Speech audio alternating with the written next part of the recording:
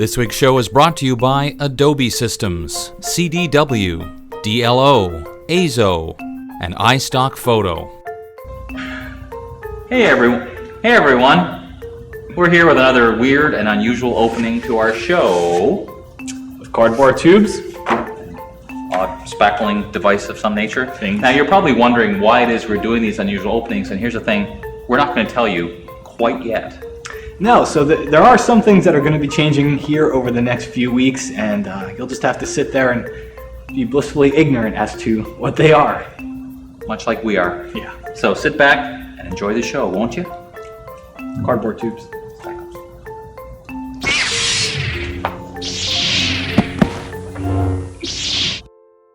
Just ignore that last part and listen to Corey, because he's going to do something cool now, right? I am. Okay, I go hope. for it. I hope it's cool. Well, we've all gotten really excited about all the new features in CS3, especially the 3D and video and the extended version. Well, here's something. Well, one of the problems with 3D is that it only will edit 3D objects that are created in other programs like Wavefront or 3D Max or something like that. But you can cheat your way into some really cool 3D effects using some of these tools in Photoshop. So this is what I'm going to do here. Okay. Here I have a very cool blank document. It's pretty sweet, isn't it? I like it. That's so dimensional, it's crazy. I know, it's crazy. Isn't it? I call it snowstorm in the mountains. So first thing I'm going to do is select the color. No. What are you going to do first, Corey? I'm going to go to my swatches palette. Okay. I want to select this blue color here because I'm going to create a pattern that's blue and white. So I got that blue and my white is my background color. I'm going to go under filter, and I'm working on the background layer, of course. Go to filter, to sketch, halftone pattern. We get this giant window here, but I'm going to leave my settings here. I want to make sure I'm set to line as a pattern type. Contrast, leave it at 0 just so there's a little blur there, and then the size I'm going to leave at 6, and everything looks good. So you can see it's using the foreground and background colors to generate the pattern. There we have that. Now, I'm going to use vanishing point. Now the problem with this pattern is if I go into vanishing point and start doing some stuff, you're not going to see the grid very well. So I'm going to turn on this layer I have. It's filled with white, and I'm just going to go into my vanishing point, go under filter, go to vanishing point. You try not to look. And there's my previous pattern. Well, I don't want that. We can take the pattern off of your shirt. Yes. Nice. All right, so in my All right, vanishing point window here, I'm just going to make sure I'm starting a new grid here. I'm just going to click here and there. I'm just going to start to draw a plane here. And move over it till we see the blue grid there. Pretty neat. Now I'm going to hold down my command key or the control key so I can start a new plane out here. And just draw that out to about there. And then I'm just going to hold down the command key again and draw a new one out. Like that. So there I have drawn my grid in vanishing point. Well, I'm going to hit OK, and nothing's going to happen. But I only used that white layer so I could see what I was doing in vanishing point. Now that I'm active on my pattern layer, I'm going to go back into vanishing point, and my grid should still be there, which it is. You can barely see it, but you get the idea now what I was talking about, barely seeing that pattern. But now we're going to go into this little menu over here, and there's some new things in here. We're going to go right down here where it says Return 3D Layer to Photoshop. And then when we hit OK, it's going to generate a 3D layer based on that grid that I drew. So if I double click on the 3D icon here in this layer, you can see the layer has changed into a 3D layer. Double click on that icon, you get all your 3D manipulation tools up here. Well, the first one I'm going to use is this move tool here. It moves it in 3 dimensions. I'm actually going to push it back a little bit here. Then I'm going to get the free rotation tool, and I'm just going to grab it and rotate that shape around. And I can do this in any direction, doing anything I want with it. Once I'm done, I'm just going to hit enter, and that will commit the rotation. I can certainly go back and change the rotation if I like. And we'll just do like that. Go back to my background layer, just to complete the effect here. I'm going to do a white to transparent gradient. I'm just going to draw in from the bottom and go up a little bit like that. Actually, let's scale this thing back down just a little bit more. Apply that change. Then I'm going to load that 3D layer as a selection by holding down the command key, simply clicking on the layer icon. I'm gonna hold down the Command key again and create a new layer just beneath it. And I'm gonna fill that layer with black. I'm gonna press D to get my default colors back and just Option Delete, fill that selection in. Deselect. Just drag it down a little bit. And you know the drill. Gaussian blur. It's like it's moving to me.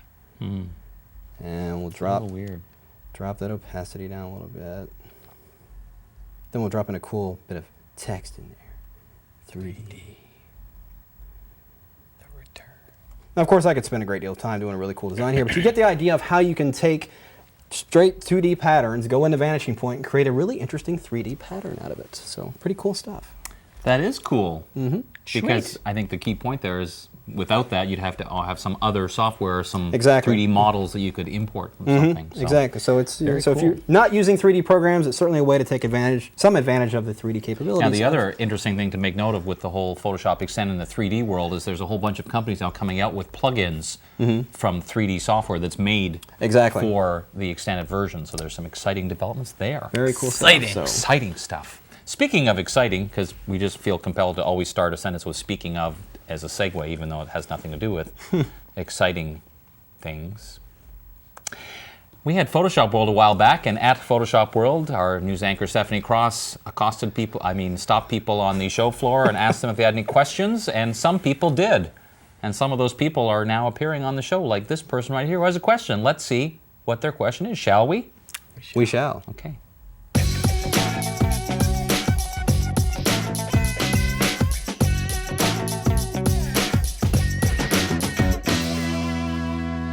Hi guys, it's Stephanie and I have Richard here with me, and Richard has a question. Richard? Yeah, I guess my question is photo restoration. I have a badly overexposed picture of a bride, and I wanted to know how we go about retouching or filling it so it looks natural, realistic. All right, show them how to do it, guys. So, what a good question. I think Matt's going to answer that. Am I? Aren't All right. you, Matt? I'm going to try to. Sure. All Go right. for it.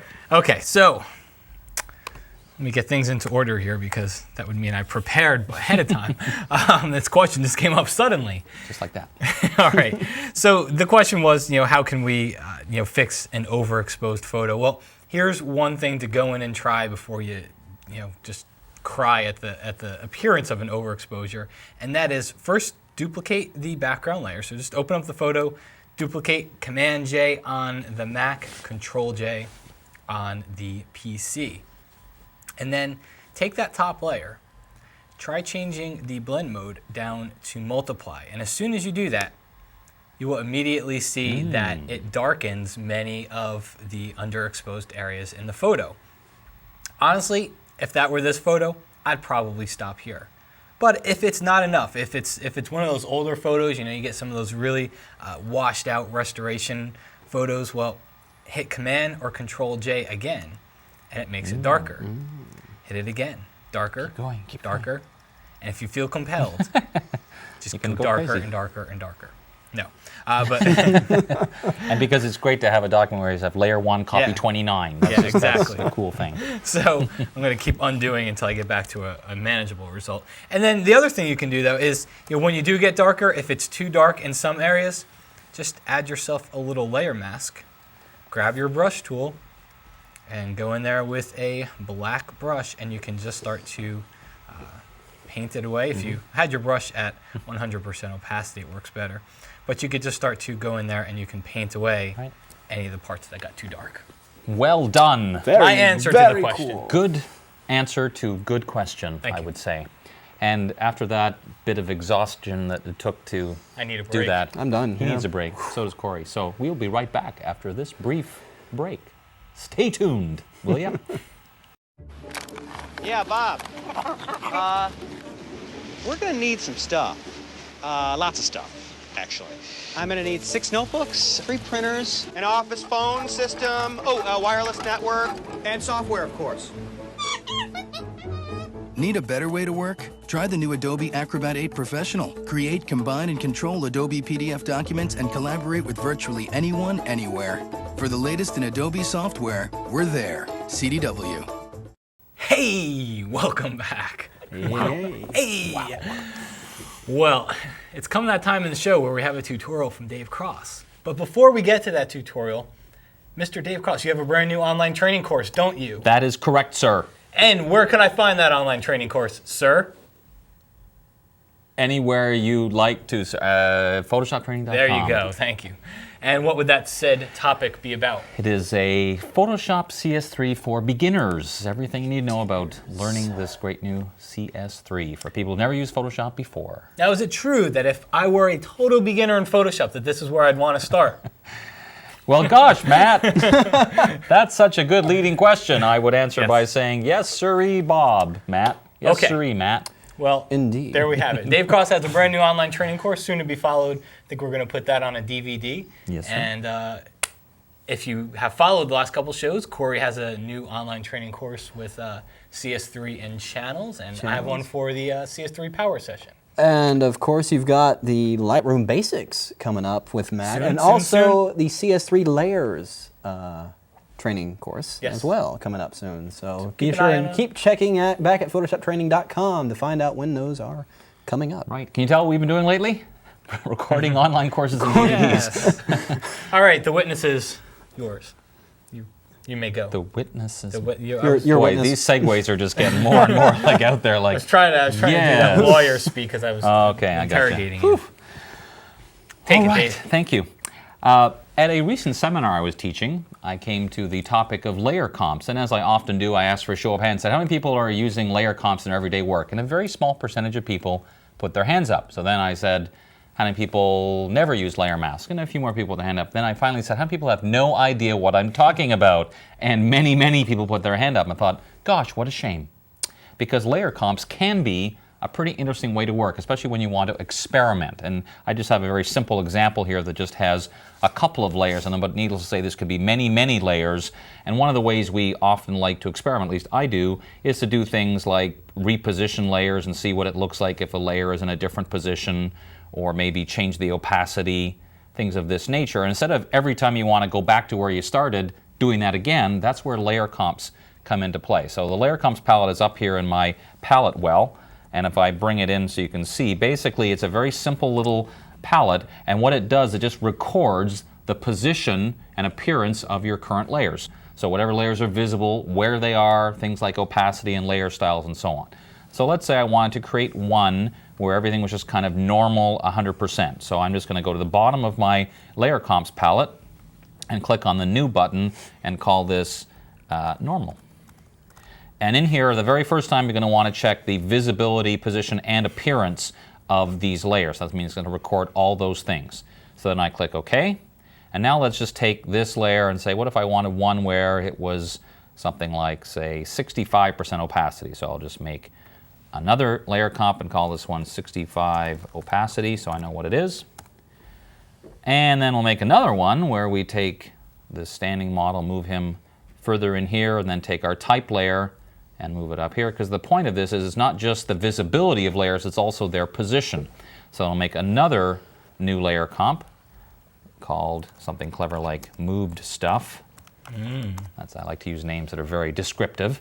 So here's the thing, once you've created those layer comps, now you save the document as a multi-layered PSD file, and these layer comps get saved in the document. So now if I want to look at different combinations, I can either click beside the name, or if I had many, many of them, use these buttons to go through and look at the various layer comps. And you can add little notes to yourself and so on. Now, there's a couple things you cannot do, and the one thing that's very important to note about layer comps is you cannot change the content of a layer, meaning if you decide you wanted, for example, one layer comp where it was a different font, you couldn't do that, because if you changed the typeface, it would change in all layers. So what you'd have to do in a case like that is duplicate the type layer, hide one of them, and then go ahead and change to something. Maybe it's even just a bigger size, whatever it might be. And then you would now use this one to create a different layer comp. So anytime you're actually changing anything like the size or the color of something on a layer, that's when you need to duplicate the layer. But once you get that basic part down pat, it's really quite easy, and you can do all kinds of things. For example, let's say I wanted to have one version where, for example, let's just do a real simple one. I wanted to make a more colorized version of this. So I've added an adjustment layer, purple, blammo. So I could now create, sorry, I just, purple. I don't know where that came from. The word of the day, purple. So now that's another option. So as I'm going through my layer comps, you can see how I have all these different choices I can easily use. So it's a really, really fine way to organize your multi-layered Photoshop documents. Give yourself lots of flexibility and the ability to come back and work with these at any time at all. Oh, and wait, there's one more thing. Once you've created all these layer comps, if you then decide you want to do something with these besides just keep them in the document, there are a series of scripts that are built in. You can turn your layer comps into a series of separate documents or into a PDF slideshow, or my personal favorite, a WPG, because I mean, if you can turn it into a WPG, come on now. Who doesn't want a WPG Yeah, these days? that's awesome. WPG, of course, is web photo gallery, because you can make a website from your multi-layered layer comps just like that. So check it out, layer comps rock. Wow. Is that like text message speak for web photo? WPG? Yeah, WPG with my BFF and the LOL. Me and Dave send each other text messages. Yeah. Dave, check out my WPG. PS3. ROTF LOL. Yeah, anyway. So with that being said, let's go check out what's happening on the road, shall we?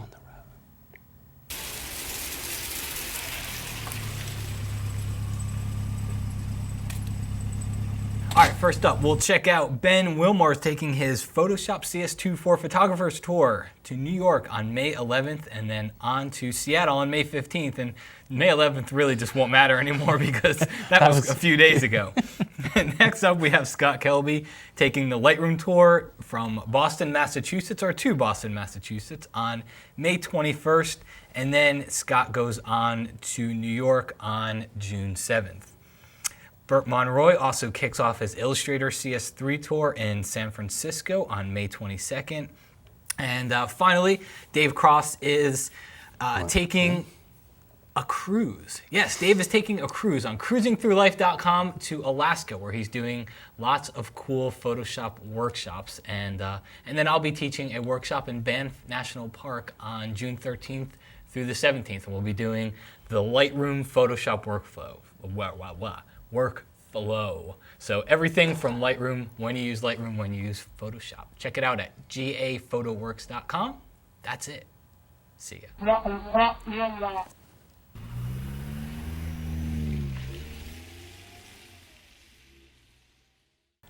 Hey there, we are back from the road that we took on a little trip, side trip. Road Matt trip. was doing the road. Alaska. Blammo. I bet you someone out there is wondering anxiously if they won last week's contest. Guess what? You did. Actually, no. I don't know. Most of you did not. One of you did, One though, of you did. and it's this person right here. Look, There will be only one. it's that person. That person. Congratulations. Hooray for that Good person. for them, and they're probably wondering, if you didn't already know the answer to that last week's Name That dialog box was Save Workspace. That's what that was. So, Very cool. once again, we shall follow up that contest with yet another contest where you can win these collection of fabulous prizes, starting with this. Starting with this, the Automating Photoshop CS2. Move it a little Forgot more. what he was holding up. What is it called again? It is Automating Photoshop CS2 with, you know it, Mr. Rockin' the Houseky. That man over there, ski.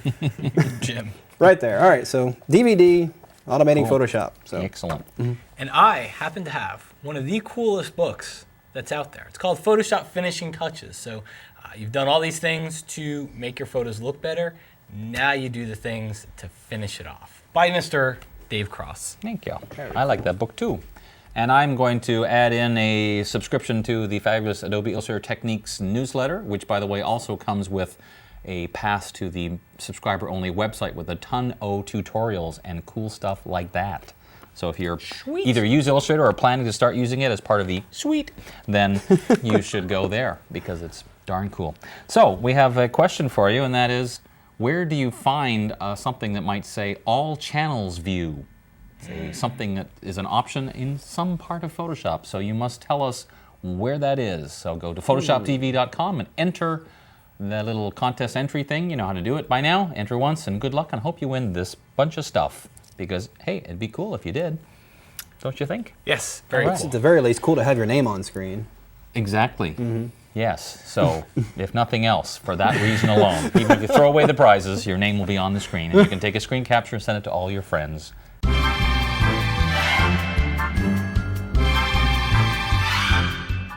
Well, hi everybody. Here we are inside B&H Photo in New York City at their New York City Superstore, and we're here to kick off a brand new photo contest. That's right, Photoshop TV, we're finally sponsoring our own photo contest, and basically it's called the Photoshop TV Shopping Spree at B&H Photo.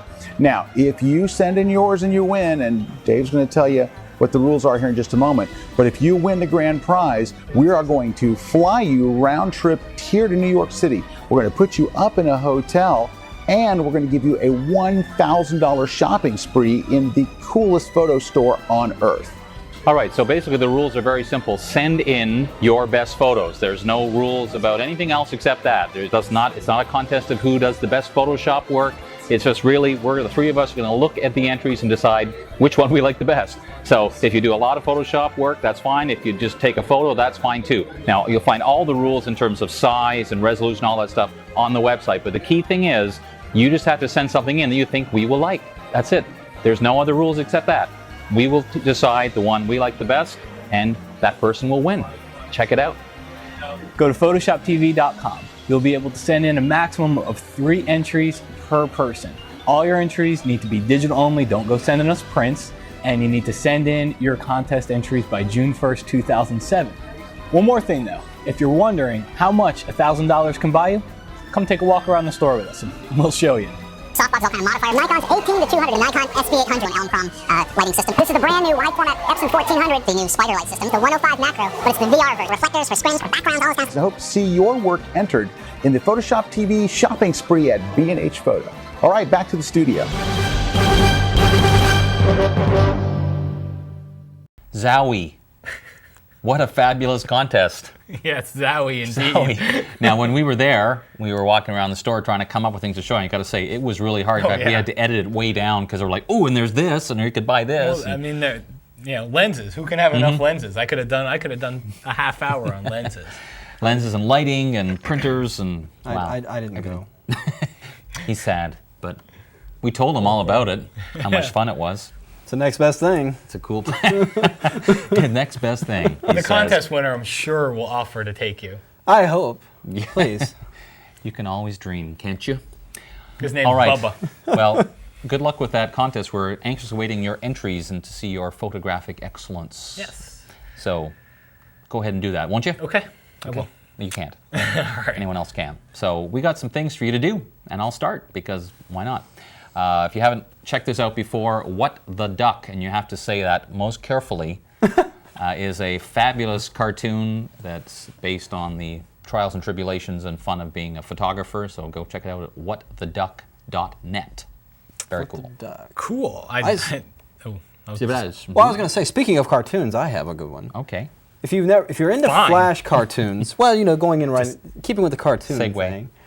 HomestarRunner.com is a site with all kinds of really cool Flash animations, really cool cartoons. It's like a weekly podcast as well, and it's just a lot of people really write in emails, and then they generate a cartoon based on the emails that people send in. It's really funny stuff. HomestarRunner.com, pretty cool.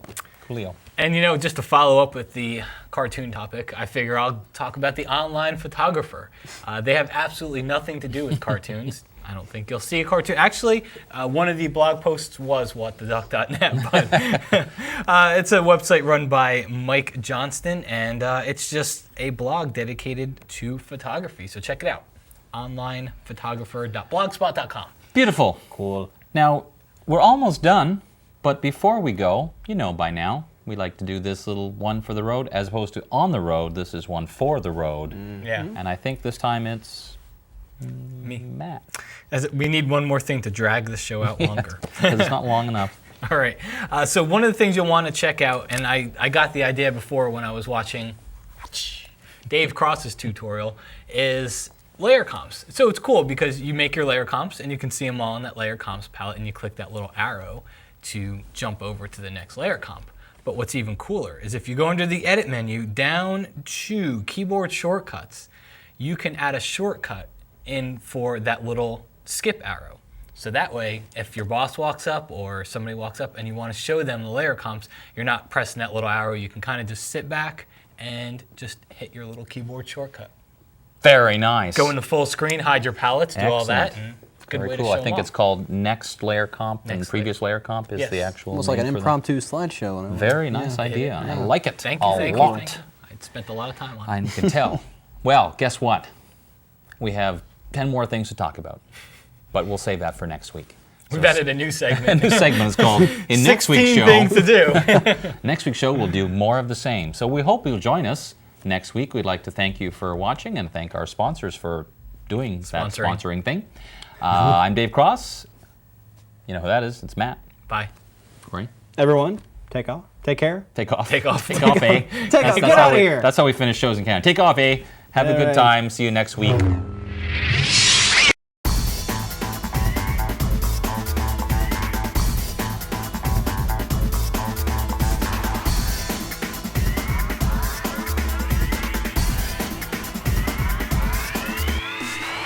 Oh,